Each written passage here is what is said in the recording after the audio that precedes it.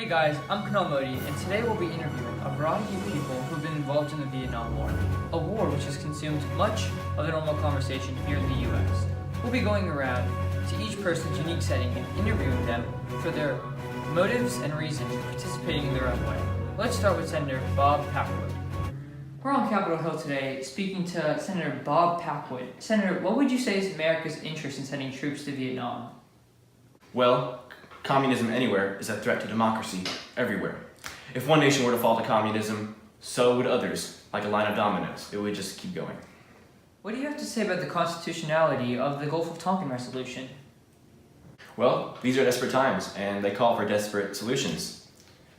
Congress acted justly in issuing the resolution. Sending the military to Vietnam was necessary and proper action for the urgent crisis of spreading communism. How do you justify sending American men in a small country that poses little threat to U.S. security? Sure, communism is a harmful ideology, but does its rise in Vietnam really condone U.S. military action? Like I said before, communism anywhere is a threat to democracy everywhere. Vietnam may seem small and insignificant, but as soon as it falls, adjacent countries like Thailand and Cambodia are liable to succumb to communism as well, and it will only spread from there. Thanks for your time, Senator.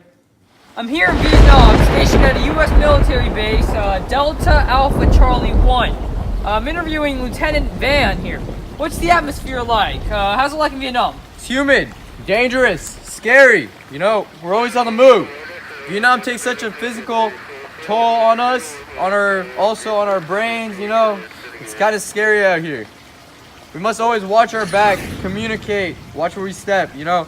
We don't know where these commies place these booby traps, those tripwires, those mines. You know, they know the terrain well. It's their homeland. You know, they're always hiding. They use it to their advantage. So, it's scary. When did you first enlist? Do you still believe in this war? I joined at the beginning of the war. I enlisted myself. You know, everyone thought I was crazy. And to be frank about the other question, no. I don't believe in this war. Why is that? Why is that, Lieutenant Van? I enlisted for a positive reason. You know, to stop the spread of communism. You know, I wanted to serve my country and do the right thing. You know, as time went on though, I realized that this war is pointless. Wow. Also, you know, these Viet Cong troops, these commies, they're really loyal to their leaders, and you know, as I said, they have an advantage. And so this war, I see it as one that's not winnable, and as a result, it's kind of pointless. But I'm fighting with everything I got. Wow, optimistic tone there, Lieutenant Van. All right, so what is your reason then for fighting in the first place? You know, like I said, I joined because I wanted to fight for my country. I wanted to be a part of something that I never was as a kid, something bigger than all of us. You know, my family has a long line of vets, and I had a role I had to fulfill. It's hard to talk about, but enlisting was that, the role that I had to fulfill. You know, also being called a hero when I got back, that would be nice. And even though I didn't fully believe in this war, I'm still gonna fight with everything I got, until my last breath. Thanks for your time, Lieutenant Van.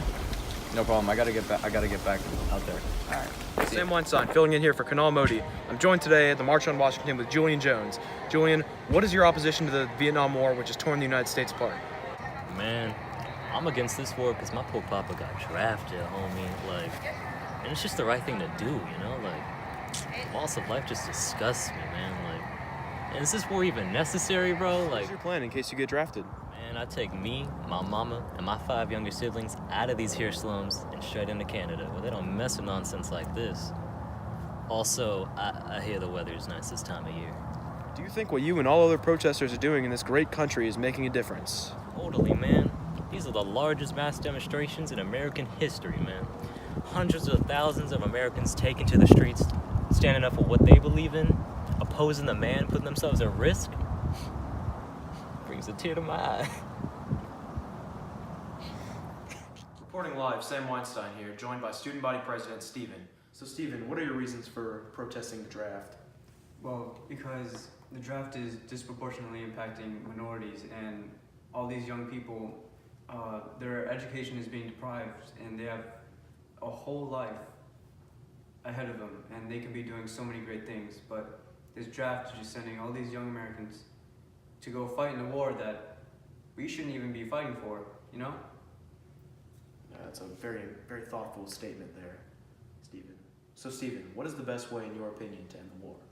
I believe we should have an immediate ceasefire between the North and Vietnamese countries, and then hold a peace conference in a neutral country so that we can end the war as soon as possible. Stephen, what do you have to say to the political leaders who have reinstituted the draft? The draft is very detrimental to our society, in that future generations of Americans will look back in disgust at the decisions that these so-called leaders have made. In this docu-series, we've covered all perspectives of the war. Now it's up to the American people to decide what they truly believe.